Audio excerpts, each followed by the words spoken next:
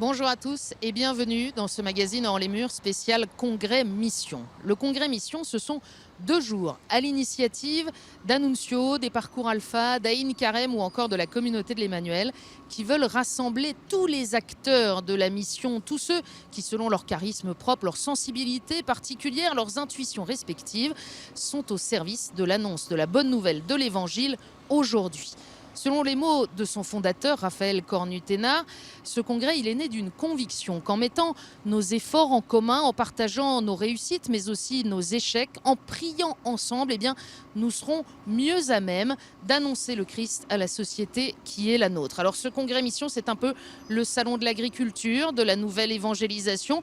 On peut y goûter à tout et même mieux, s'y entraîner à devenir acteur. C'est ce que nous allons découvrir dans ce magazine de 52 minutes qui se déroule donc en plein cœur de Paris, comme nous l'explique Marine Le Boulanger. C'est dans ce quartier central de la capitale, au pied de la tour Montparnasse, que se tient le Congrès Mission, à la paroisse Notre-Dame-des-Champs, dans un quartier animé à proximité immédiate des terrasses de café et des cinémas. L'église jouit d'un emplacement et d'une visibilité indéniables. Elle est également située à côté d'un des plus grands établissements privés catholiques de la ville, le collège Stanislas, qui accueille également ce congrès. Pour l'occasion, alors que les 3000 élèves de l'établissement n'ont pas encore quitté les lieux, l'installation a commencé. Visite. Dès la cour principale, le ton est donné. Le premier truc qu'on va apercevoir, c'est le village d'initiative, où en fait on a fait venir tous les intervenants de l'église qui ont des initiatives missionnaires un peu dans le monde. Et du coup, ils auront chacun leur stand. On a en tout 25 stands de gens qui présentent leur projet d'église. Au bout de cette cour, l'amphithéâtre Meshkaz. Le dimanche, il accueille notamment la table ronde autour de la question de l'islam, angoisse identitaire ou défi missionnaire. Le collège accueille surtout la multitude d'ateliers pour annoncer et proposer la foi. Tout ce qui va se passer cet après-midi seront dans les salles de classe de Stanislas, qui sont dans ce bâtiment énorme qui est là. Voilà, Stanislas met à disposition pour nous 40 salles qui permettront de présenter un peu plus conséquemment au cours de petits ateliers participatifs les missions d'église et comment rayonner de sa foi et du bon Dieu aujourd'hui, quoi. Dans les étages, c'est la course pour installer la signalétique. Chaque participant doit pouvoir facilement s'orienter parmi la soixantaine d'ateliers proposés. Marido et son équipe se sont répartis les 6 étages de l'imposant bâtiment. Ok, donc vous prenez cette couleur-là, 5e étage. Cet établissement, il est incroyablement grand. D'ailleurs, je m'y suis perdue. Et vous avez un bâtiment dans lequel se trouvent les ateliers qui est en croix. Il y a un minimum d'une quinzaine de salles par atelier. Pour notre étage, on en occupe déjà 10. Alors nous qui avons un plan, c'est déjà pas forcément évident. Imaginons déjà pour les autres personnes qui vont arriver. Donc vaut mieux qu'il y ait cet affichage.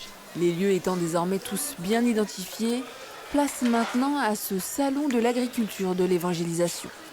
Merci Marine, on s'y repère mieux maintenant. Alors c'est parti pour suivre ces 2 jours intenses de travail, de rencontres et de prières. Et justement, le Congrès Mission, ça commençait dès vendredi soir par une grande veillée de louanges et de témoignages. Mais quand on se promène dans Paris, on peut être aussi impressionné par la masse, la foule immense qui nous entoure et de ceux qui ne s'intéressent pas à Jésus ou de ceux qui ne le connaissent même pas, de ceux qui n'entendent pas quelque chose, même pas le son de nos joies et de notre fête. Alors merci vraiment à tous ceux qui nous aident, qui nous stimulent, qui nous encouragent à faire retentir nos sithares et nos tambourins un peu au-delà des murs de nos églises. Je suis heureux de déclarer ouvert ce 2e congrès mission. Il y a un vrai réveil missionnaire. L'année dernière, on disait le temps de l'enfouissement est terminé. Il y a le temps d'un réveil maintenant, il y a le temps d'un nouvel élan missionnaire. Les papes nous y invitent depuis des décennies, mais en France, aujourd'hui, on s'en saisit. Et on essaye d'y répondre du mieux qu'on peut. Et parfois, on se sent maladroit, et parfois, on se sent incapable d'aller évangéliser. Et c'est tout le but de ce congrès, c'est d'essayer de travailler ensemble.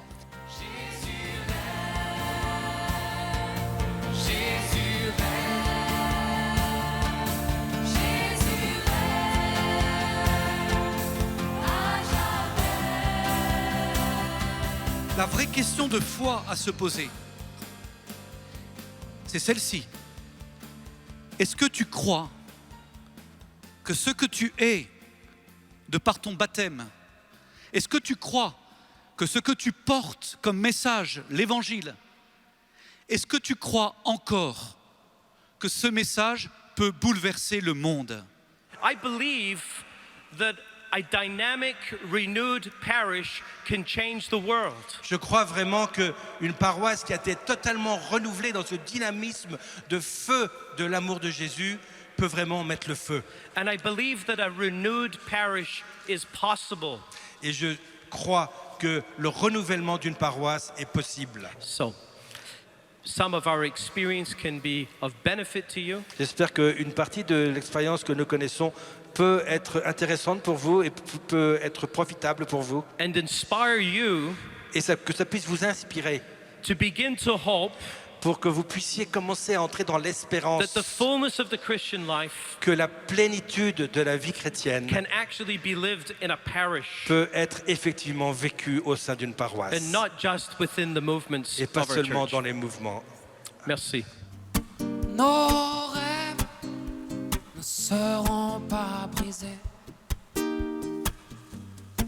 Nos rêves ne s'éteindront jamais. Hey, hey. Nos rêves ne seront pas brisés. Nos rêves, oh. Alors, parmi les invités de ce congrès mission, parmi les intervenants, l'abbé Pierre-Hervé Grosjean. Monsieur l'abbé, ce qu'on a envie de vous demander, c'est qu'est-ce que vous êtes venu faire dans cette aventure? Pourquoi est-ce que vous avez rejoint cette bande de fous? Parce que je crois que c'est le rôle des prêtres de l'Église d'être à côté de ce qui se lance, de ce qui s'entreprend, de ce qui essaye de donner à l'Église cet élan missionnaire. Et moi, je suis là pour encourager, pour écouter aussi, parce que ça m'intéresse de voir les initiatives que l'Esprit Saint suscite dans l'Église. Je suis toujours admiratif de voir l'inventivité des chrétiens, et puis pour encourager aussi, pour donner cet élan, cette bienveillance de l'Église à côté, on est à côté, on n'est pas là pour faire à la place des laïcs, on est là pour encourager, pour les aider à donner, à faire exploser leur potentiel. Je suis sûr qu'aujourd'hui, en particulier dans la génération qui vient, il y a un potentiel extraordinaire, il y a un élan missionnaire qui demande vraiment qu'à être éveillé, et je suis là pour ça. Alors ici, c'est un petit peu la foire de Paris de l'évangélisation, c'est-à-dire qu'il y a énormément de charismes différents, d'initiatives différentes. On a pu penser pendant un moment que la question d'évangélisation, c'était un certain type de cateau. Est-ce que c'est encore vrai ? Vous savez, le pape François dit que la mission, ce n'est pas un vêtement qu'on peut enlever et remettre à sa guise, c'est l'identité même du chrétien. Donc, à partir du moment où je suis baptisé, je suis missionnaire, je suis appelé à évangéliser, je suis appelé à partager la foi que j'ai reçue. Si je comprends que cette foi est un trésor pour moi, comment le garder pour moi? C'est pas possible. Et donc c'est pas une histoire d'étiquette, de sensibilité liturgique ou autre. Non. C'est chacun avec son charisme, avec sa vocation, avec sa sensibilité, est appelé à partager ce trésor de l'évangile parce que le monde a soif. Notre prière exauce-nous, Seigneur, écoute notre prière.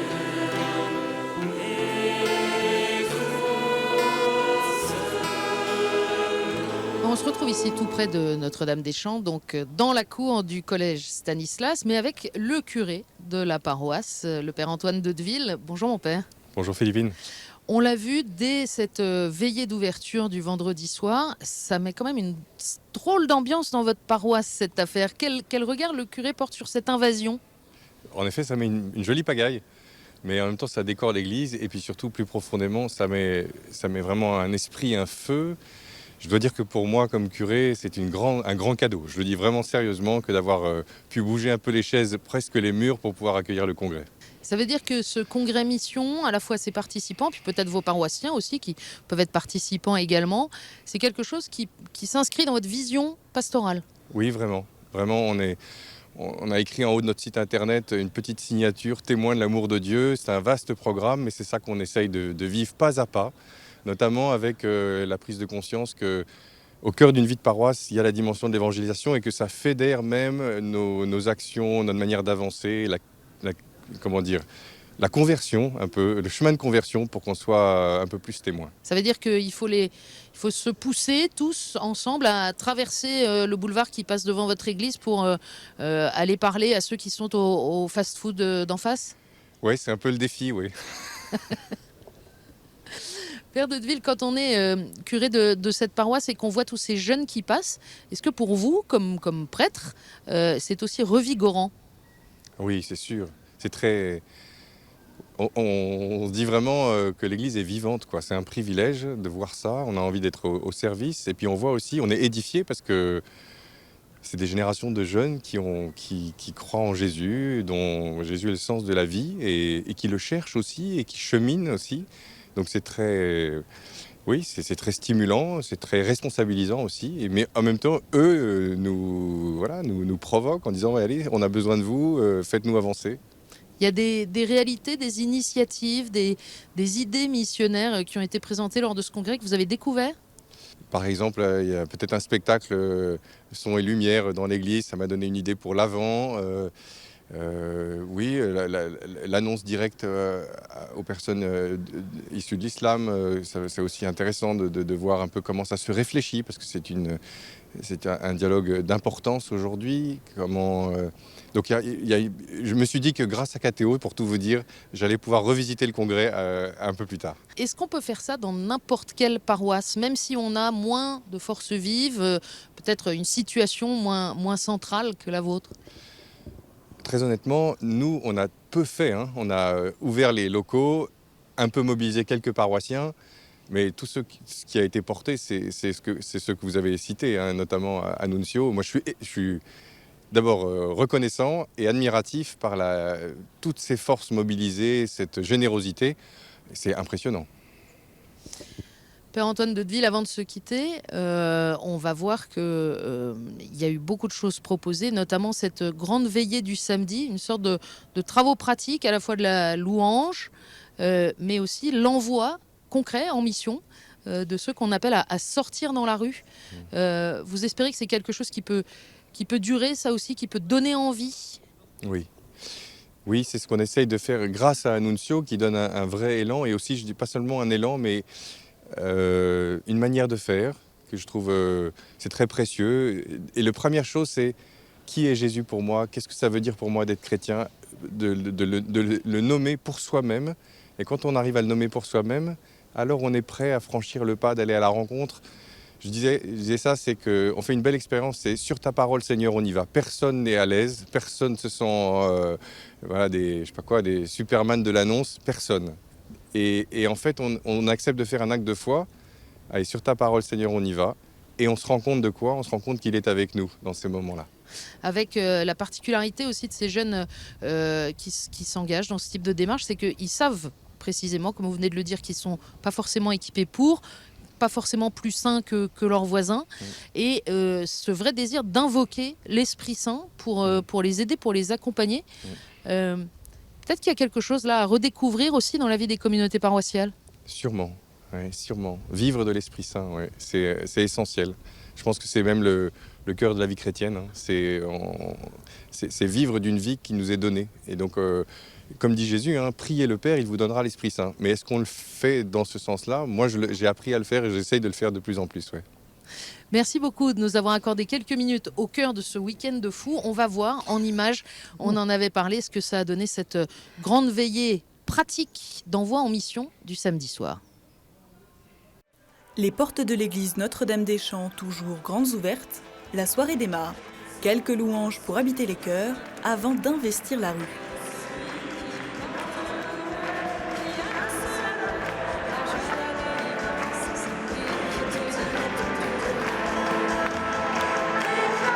C'est au cardinal Barbarin d'éclairer les prophètes de ce soir, plus ou moins expérimentés. Un prophète, c'est quoi? C'est ce que vous allez faire ce soir dans les rues de Paris. C'est une bouche pour Dieu, quoi. C'est une bouche que la parole de Dieu traverse pour qu'elle puisse être offerte et continuer son travail. Et pour que la parole de Dieu puisse faire son œuvre, tous les fidèles rassemblés ici ce soir vont sortir à la rencontre du monde. Encore quelques chants de gospel.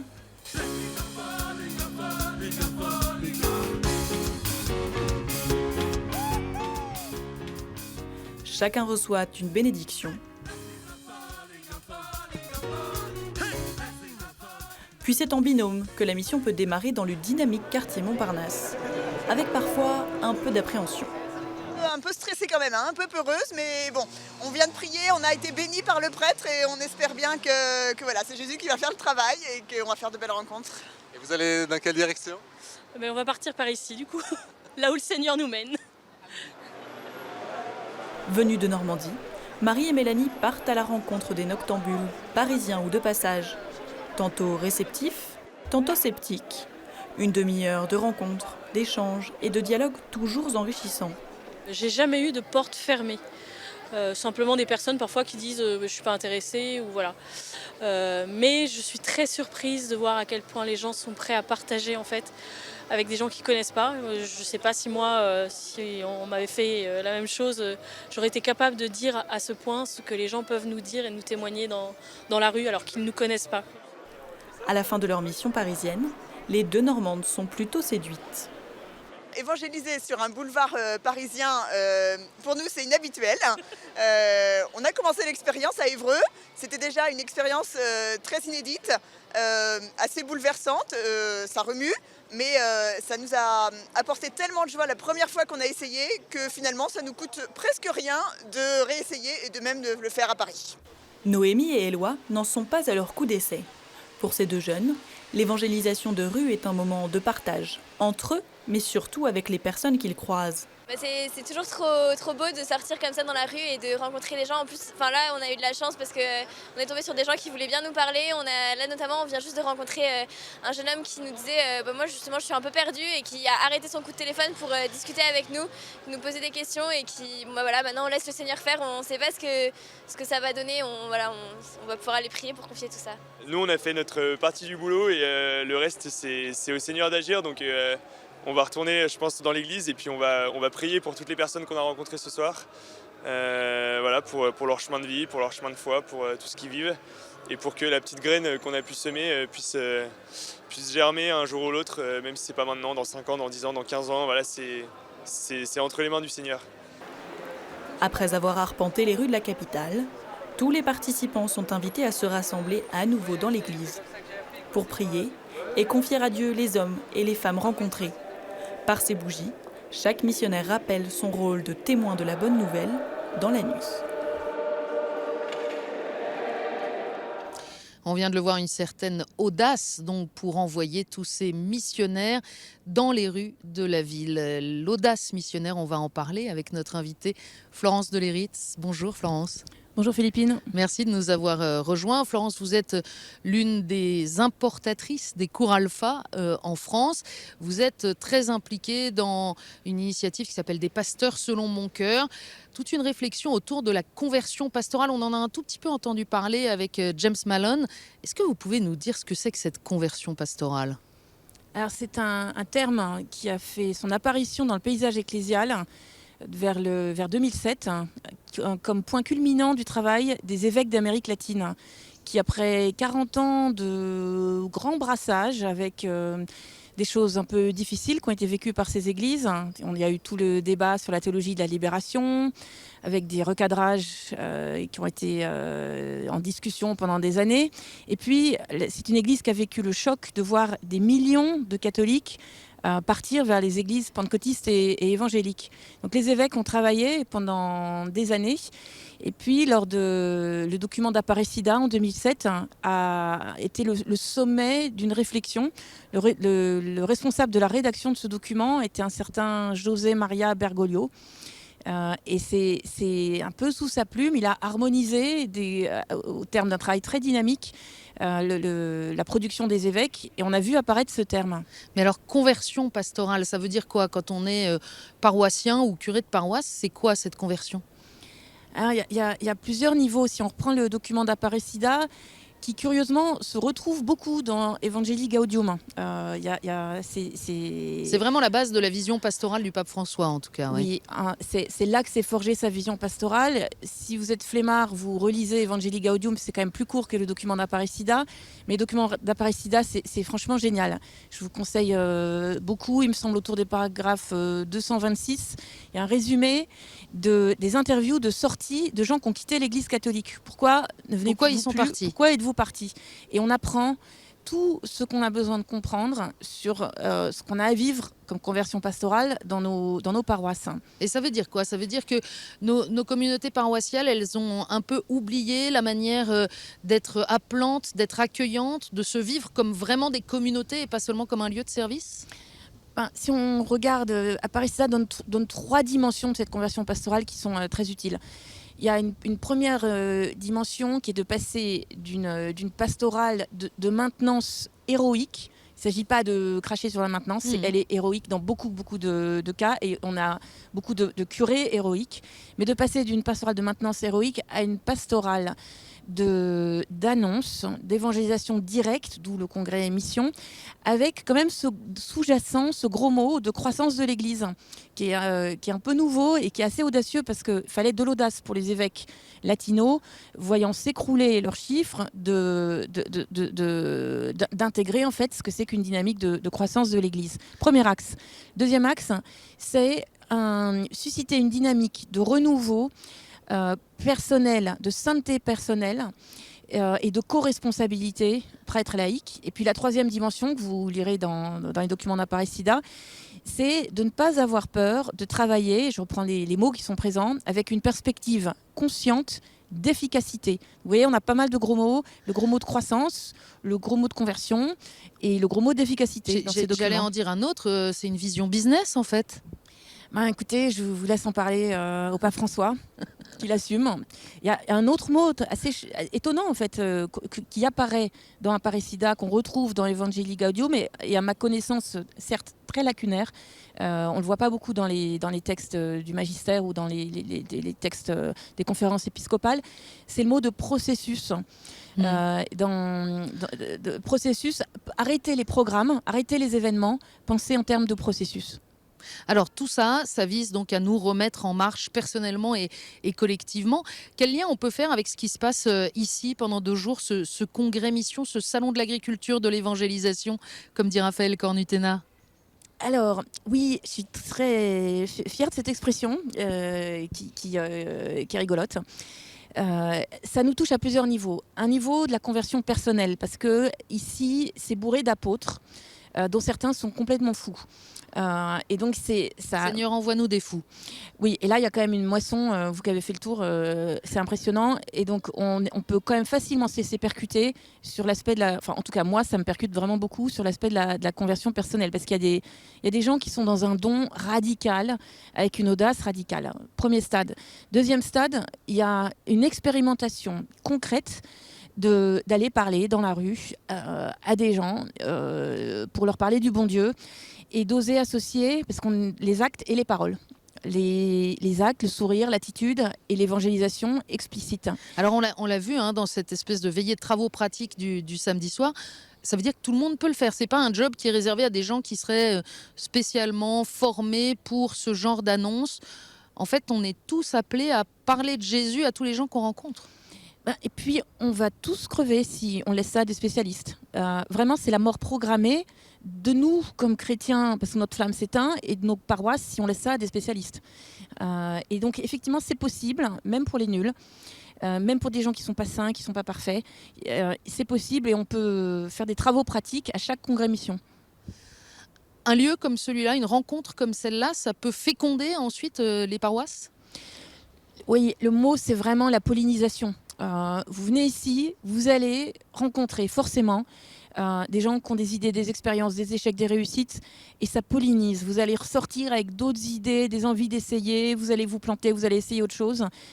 C'est l'endroit où on peut tester, essayer, goûter, découvrir pour repartir expérimenter.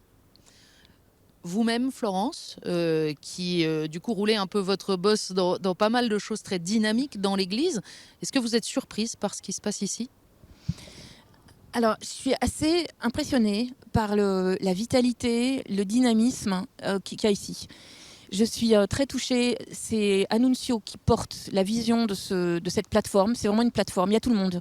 Il y a l'institution, il y a des gens complètement marginaux et revendiqués comme tels.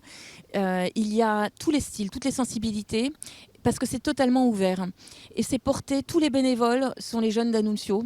Ils sont complètement au service. Et moi, je suis émerveillée de ce qui se vit ici. Alors, il y a tout le monde, mais c'est aussi porté à côté d'Annunzio, je ne l'ai pas dit, par Alpha, par Aïn Karem et la communauté de l'Emmanuel qui sont spécialement engagés. Vous disiez, tout le monde peut passer aux travaux pratiques. On l'a vu dans la grande veillée missionnaire de ce samedi soir. Il y avait aussi tout un tas d'ateliers proposés. Au fond, c'est ce que je disais en débutant cette émission, c'est encore mieux que le salon de l'agriculture parce que c'est l'occasion d'apprendre soi-même à devenir agriculteur. Parmi les ateliers, nous avons laissé Marine Le Boulanger se promener. Vous allez voir ce qu'elle a découvert. Ouais, j'allais voir l'art, tiens, c'est intéressant. Parmi tous ces ateliers, la difficulté, le choix. Chaque participant peut en suivre 3. Du coup, certains hésitent. Sur le coaching des prêtres ou sur les séries TV. Pour d'autres, en revanche, le choix est vite fait. L'islam.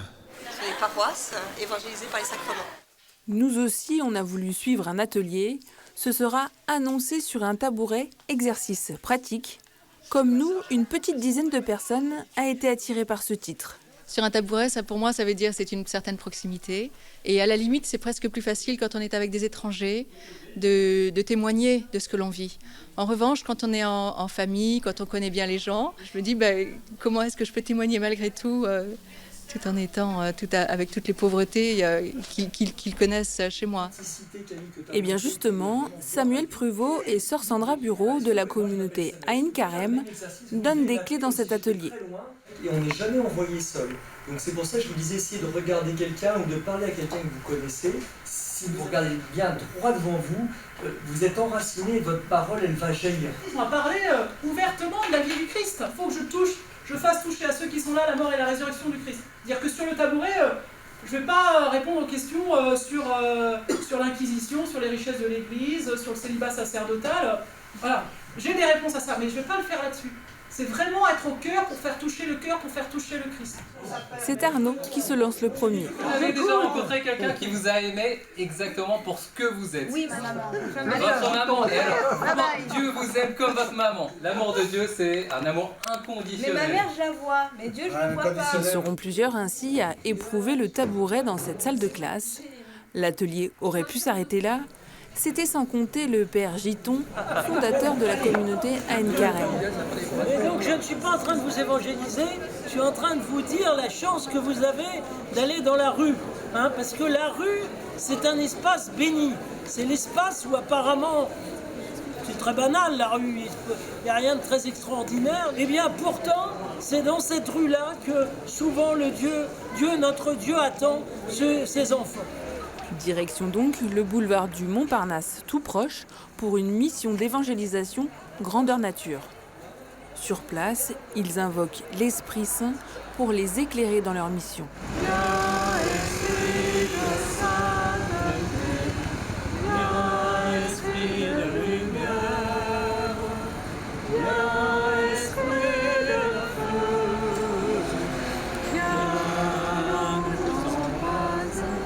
Pour Arnaud, difficile de se lancer dans la rue. Il va régulièrement évangéliser en faisant du porte-à-porte. Elle nous est offerte, on peut la faire, il n'y a qu'à ouvrir notre cœur, il n'y a qu'à pousser la porte d'une église. Mais l'atelier lui a donné confiance en lui. Prendre en considération toutes les objections que les personnes ont à nous dire parce que ça fait partie de leur vécu et qu'elles ont besoin d'être entendues et tout ce qu'elles ont à dire est respectable. Et il faut rebondir dessus et toujours... avec l'amour du Christ, toujours pointer du doigt cette lumière, cet amour qui nous a touchés pour qu'eux aussi puissent rencontrer cet amour un jour. Pas simple en effet de monter sur une table dans la rue pour annoncer le Christ. Entendu qu'il était le Fils de Dieu, on va bien voir si c'est le Fils de Dieu, hein. Ils sont venus voir quand même, ils avaient entendu parler, ils sont venus voir. La prédication est délaissée aujourd'hui. Pour Aïn Karem, l'enjeu est donc de remettre la force de la parole au cœur de l'évangélisation. Autant il y a beaucoup de communautés nouvelles qui font de l'évangélisation, qui se mouillent, qui vont dans la rue, mais il y en a très peu qui croient en la force de la parole. On croit qu'il y a quelque chose qui se démodera jamais au fond et qui sera toujours nécessaire, c'est de parler du Christ là dans la rue pour ceux qui ne rentrent pas dans les églises. À travers cet atelier, Sœur Sandra espère faire découvrir la grâce de la prédication comme moyen de proposer la foi dans la société actuelle.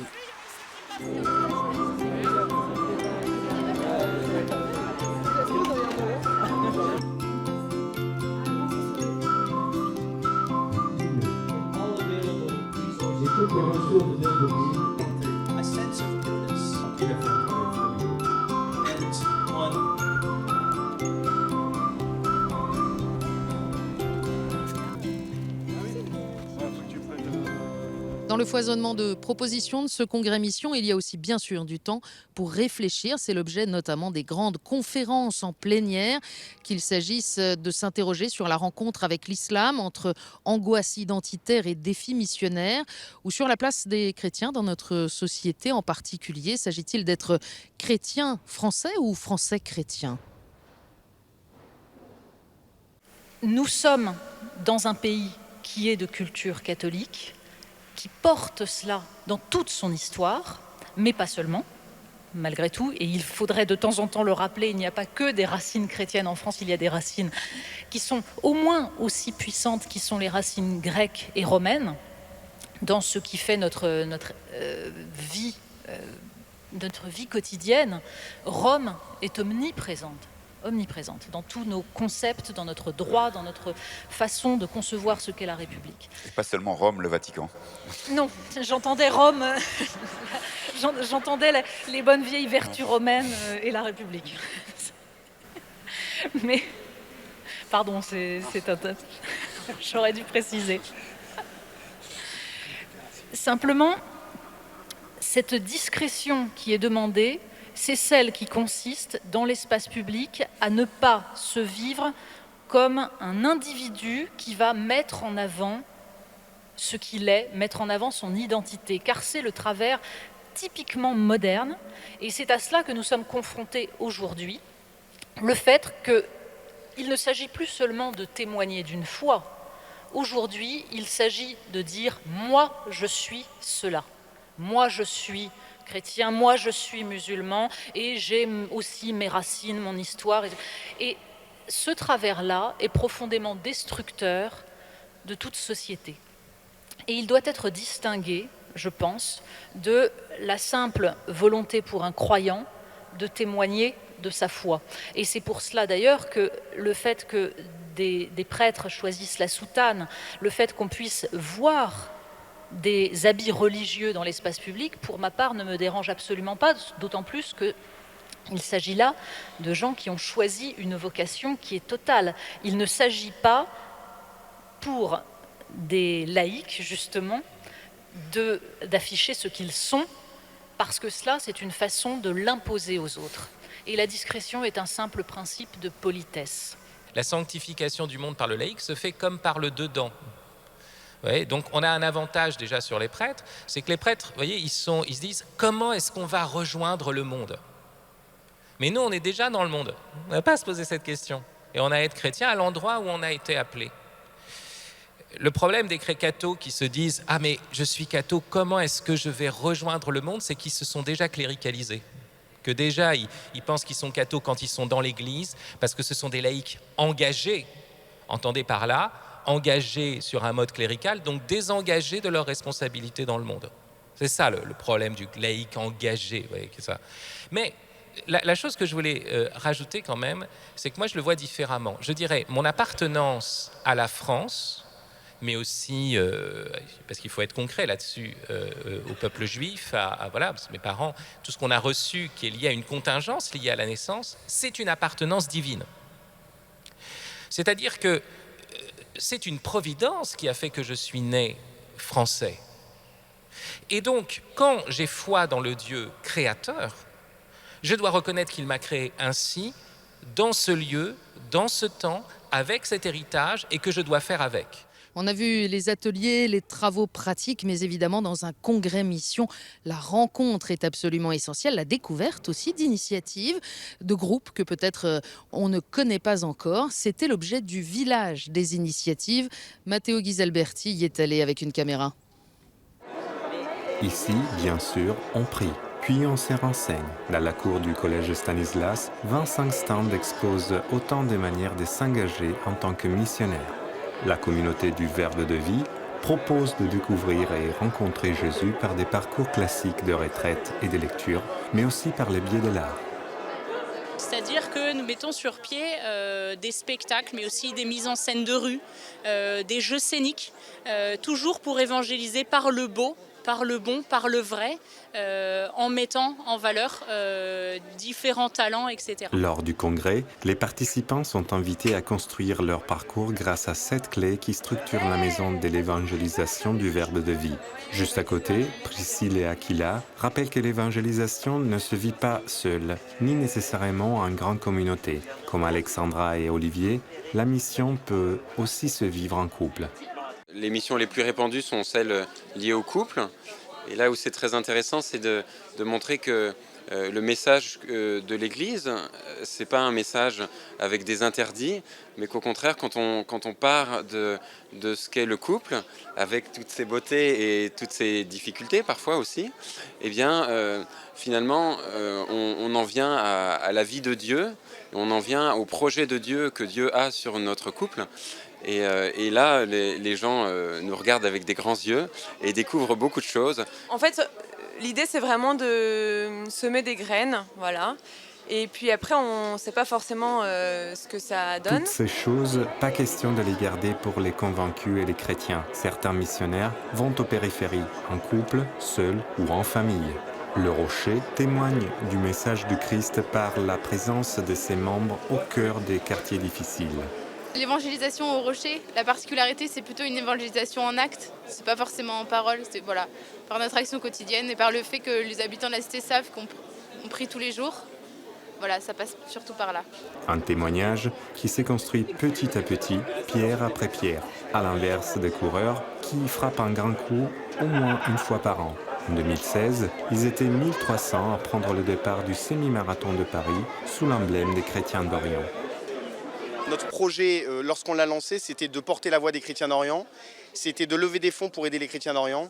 Et en fait, ce qu'on a remarqué, c'est que ça a permis également de toucher le cœur de chaque coureur qui court le semi-marathon de Paris. Il faut savoir que c'est 45 000 coureurs le semi-marathon de Paris.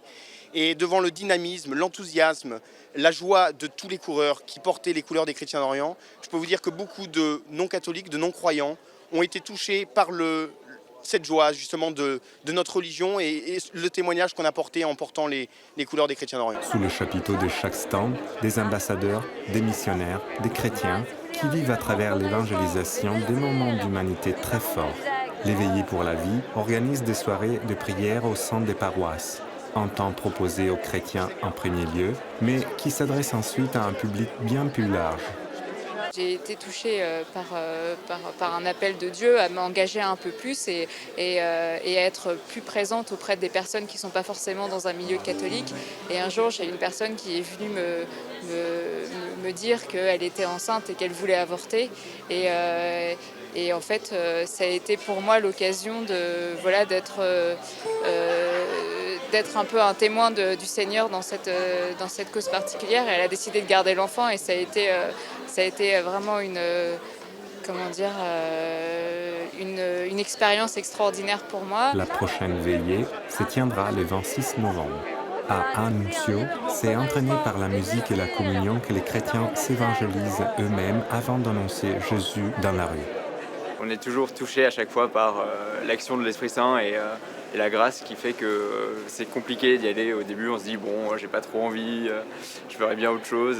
Mais en fait, à chaque fois, quand on revient confier les noms des personnes qu'on a rencontrées et leurs intentions, c'est une joie immense qui éclate dans la louange.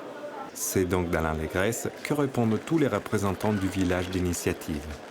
Car le congrès mission, c'est aussi une grande fête. Évidemment, ce qui marque dans ces 2 jours de congrès-mission, on l'a répété à de nombreuses reprises, c'est le foisonnement des propositions. Alors il est important aussi de les ressaisir. L'enjeu, bien sûr, c'est de devenir chacun disciple missionnaire. C'est de savoir comment ressaisir tout cela dans une vision pastorale. C'est ce que Marc Deléritz a voulu dire aux participants juste avant la fin de la rencontre. Parce que comme Habakkuk, nous tenons à cette promesse de Dieu, le juste vivra par la foi. Et ce n'est pas juste une petite vie, ce n'est pas une vie artificielle où on me maintient avec un masque à oxygène, c'est une vie en abondance, comme le dit Jésus. Si je tiens à cette promesse, si j'accepte d'y croire, si je désire d'y croire, si je demande à l'Esprit Saint qui me donne d'y croire, le juste vivra par la foi, alors je pourrais porter sur le monde qui est autour de moi le merveilleux regard que ce prophète portait. Il vivait à une époque épouvantable, 10 tribus d'Israël sur les 12 avaient été déportées, c'était un désastre complet, et je vous invite, vous le lirez ce soir, lisez-le, vous connaissez peut-être ce texte, il dit voilà, c'est une ruine, la vigne et l'olivier ne donnent plus de fruits, les étables sont vides, les bergeries fermées, vous voyez, c'est un peu ce qu'on peut se dire sur la France aujourd'hui. Les étables sont vides, les bergeries fermées, la vigne et l'olivier ne donnent plus de fruits. Mais Habakkuk, qui savait à qui il parlait, qui savait que le juste tient par la foi en son Seigneur, termine son livre en disant « Mais moi, j'exulterai à cause du Seigneur. Je chanterai pour lui, car il est mon sauveur. Le Seigneur est ma force. Mon pas est assuré comme celui d'une biche qui court sur les hauteurs. » Alors c'est ça que je vous souhaite à chacun à la fin de ce congrès de mission, c'est que par le sens du service, de la maturité pour nos frères, on puisse être comme ces biches qui courent sur les hauteurs, comme ces chevreuils avec beaucoup de légèreté. Allez, on arrive bientôt à la fin de ce grand week-end de fou du congrès mission. Alors c'est presque l'heure du premier bilan. En tout cas, on va voir dans quel état se trouve le président de cette initiative, Raphaël Cornu-Ténart. Merci de nous avoir rejoints, Raphaël. Comment on se sent après ces un peu plus de 48 heures là ? En pleine forme, je pète la forme. C'est la joie, l'exultation. C'était magnifique, on est très heureux parce qu'il y a eu beaucoup de belles choses. Beaucoup de belles choses qui ont été données. On a été très surpris, étonnamment, on aurait dû s'en douter, mais par la qualité des interventions de tous ceux qui sont venus au congrès. Alors une richesse incroyable, Ouais. 1300 participants, des dizaines d'ateliers proposés, des grandes conférences, des temps de louanges, des ateliers pratiques. C'est une très très grosse montée en puissance par rapport à la première édition que vous aviez organisée l'an dernier. Écoute, quand on regarde ce que tu viens de dire, il y a exactement les mêmes ingrédients que l'année dernière. Mais sauf qu'effectivement, tout a pris une autre mesure. Je pense que l'année dernière, c'était une première édition. On l'a montée en 3-4 semaines, en fait. C'était quelque chose qui est monté, qui a jailli comme une intuition et puis qui s'est déployé avec des copains, des amis missionnaires, Alpha, Carême. Cette année, on a pris le temps de travailler. Et cette année, on a pris le temps de choisir nos intervenants, de les contacter bien à l'avance. On a pris le temps de travailler des concepts de table ronde qui soient équilibrés. On a travaillé aussi dans un lieu extraordinaire pour ça. Le collège de Stanislas, c'est idéal. Techniquement, on a pu travailler aussi avec la paroisse Notre-Dame des Champs qui nous a fait un accueil formidable, avec qui on a bâti le projet. Et résultat, c'est une œuvre collective, mais beaucoup plus de gens ont pu contribuer, et puis donc là beaucoup plus de qualité en termes sur tout point de vue. Qu'est-ce qu'on en espère comme fruit quand on est le porteur de cette initiative ? Le premier fruit que je vois, qui est visible, c'est les gens qui me disent qui repartent enthousiastes. Ils repartent enthousiasmés par le congrès, par tout ce qu'ils ont entendu, découvert, et par les rencontres qu'ils ont faites. Alors, je viens de parler de tous les ateliers, les interventions, tout ça, mais ce qui a finalement, j'ai l'impression que ce qui a le plus plu aux gens, c'est les pauses pendant lesquelles ils ont rencontré d'autres gens, pris des cartes de visite, des numéros de téléphone, des mails, ils vont se rappeler, ils vont faire des choses ensemble. Et c'est un fruit que je vois et je pense que c'est peut-être ma plus grande joie, c'est qu'on a une église vivante, qui tout à coup le sang a circulé à toute blinde ce week-end, ça a suscité une énergie nouvelle, on a mis du sucre dans les muscles là, du coup on a l'impression que là on a tout le monde est reparti gonflé à bloc. C'est vrai que c'est incroyable de voir à ce point-là combien il y a de vie dans cette église en France, combien il y a d'initiatives, de gens qui s'engagent dans des domaines incroyablement variés. Un lieu comme celui-là permet de s'en rendre compte, hein, avec une espèce de précipité au plan chimique de tout ça. Peut-être qu'on ne le voit pas assez le reste du temps. Il faut quand même qu'on se garde du temps pour travailler à nos œuvres. C'est une réflexion qu'on se fait avec les JMJ. On aimerait qu'il y ait JMJ tous les étés, mais il n'y aurait plus de place pour monter des camps et vivre des choses avec des petits groupes de façon indépendante et être partout. C'est bien de le voir de temps en temps. C'est vrai qu'on aimerait instituer ce rendez-vous parce qu'on sent qu'il y a un besoin.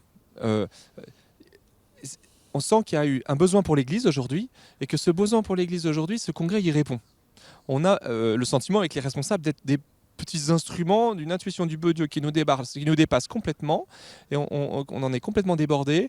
On est des outils qu'il a choisis. Gloire à Dieu, je suis très honoré d'avoir été choisi pour être un petit outil, un petit instrument qui contribue à cette œuvre, mais donc qui est une œuvre qui nous semble du coup nécessaire, que du coup on va s'atteler à travailler pour pouvoir la rendre possible 1 an, 2 ans, 3 ans, on verra le temps qui nous sera demandé d'y contribuer. Mais aujourd'hui elle est nécessaire, ouais. Raphaël, on en riait tout à l'heure avec Florence Delérite, le salon de l'agriculture de l'évangélisation. Le salon de l'agriculture, vous savez que c'est un des rendez-vous préférés des franciliens et pas seulement, très au-delà en France. C'est aussi l'occasion de rendre gloire pour les richesses incroyables de notre territoire.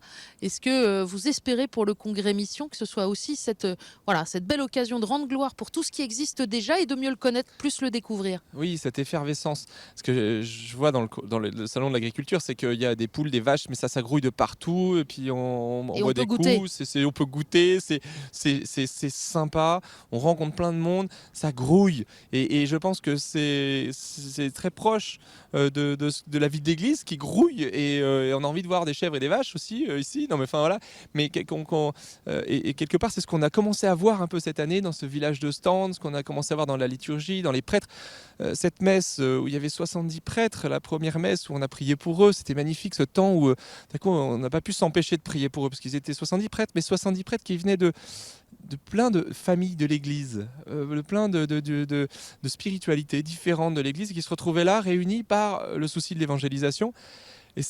Et qui chacune dans leur façon de faire s'efforce d'essayer d'annoncer l'évangile. Et puis il n'y a pas une façon de faire qui vaut mieux qu'une autre, tradie, charismatique, basique, je ne sais pas comment on pourrait appeler toutes les familles de l'Église.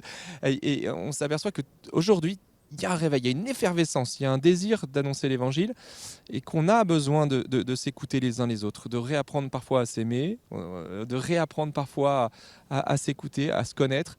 Et un lieu comme ça, unifié par la mission, par ce phénomène où on se projette vers l'avant, vers l'autre, vers notre société, unifie le corps entier de l'Église dans sa diversité. Et ce corps entier, en fait, il grouille de réalité. Effectivement, ça pousse de partout. Et quand on fait un peu le tour de l'Église, on voit que ça pousse de partout, que ça jaillit de partout. Il y a des idées géniales, il y a des gens incroyables dans toute la France. Merci beaucoup, Raphaël. Il reste une dernière étape, un dernier rendez-vous et non des moindres. C'est la messe de clôture du congrès Mission. Elle était présidée par Monseigneur Dominique Ray.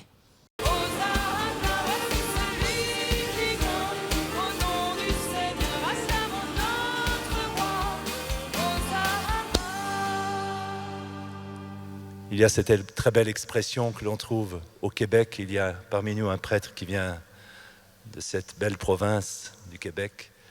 C'est le mot « frérer ». Frérer. Nous frérons ensemble. La foi est faite pour se partager. Et c'est au contact des autres que la foi, ma foi, grandit, se purifie, se convertit, se qualifie. Seul, on va vite, c'est avec l'autre, avec les autres qu'on peut aller loin. Frérer. Frérer, c'est-à-dire exprimer notre foi tous ensemble, comme on va le faire. Non pas chacun séparément, c'est la foi de l'Église que nous portons ensemble et qui nous mobilise dans la même course, vers le même horizon. Frérer. Il y aura 5 appels qui correspondent un peu à ce qu'on a vécu. Quand vous entendrez un appel ou un autre qui correspond à un appel que que vous ressentez, vous pourrez vous lever. Les personnes autour de vous qui restent assises pourront même poser leurs mains sur votre épaule, tendre la main, prier pour vous plus particulièrement. Comme ça, on intercédera les uns pour les autres. Et puis, on invoquera l'Esprit Saint. Et mon Seigneur, Seigneur Ray, nous enverra en mission, priera pour nous. On appellera d'abord ceux qui ont reçu un appel à avoir une parole dans l'espace public, une parole dans les médias, une parole être envoyé plutôt dans la rue, ou ceux qui sentent un appel plus particulier à être missionnaires dans l'espace public. Ensuite, ceux qui ont une mission plus particulière dans les établissements scolaires, comme prof, comme animateur pastoral. Ensuite, on invitera ceux qui ont reçu un appel en paroisse, auprès de leur curé, auprès du conseil paroissial, ou qui ont senti le désir de se mettre plus particulièrement au service de cette mission. Ensuite, on appellera ceux qui ont reçu un appel plus auprès des personnes en situation de précarité ou en situation de fragilité, pour leur annoncer le Christ. Et enfin, un 5e appel pour ceux qui sentent que leur mission est auprès de leur famille, auprès de leur couple, auprès de leurs conjoints, auprès de leurs enfants, auprès des personnes âgées qui les entourent. Vous pouvez avoir plusieurs appels, peut-être pas 5. Puis ensuite, il faudra bien y répondre pour pouvoir affirmer « Nous sommes de simples serviteurs, nous n'avons fait que notre devoir ».